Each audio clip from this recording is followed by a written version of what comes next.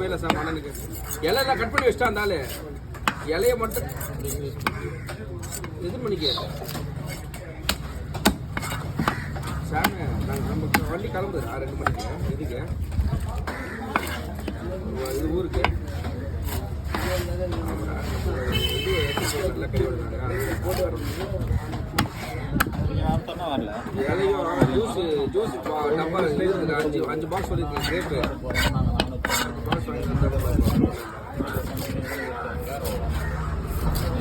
ஆள் இல்லை ஒரு வேலை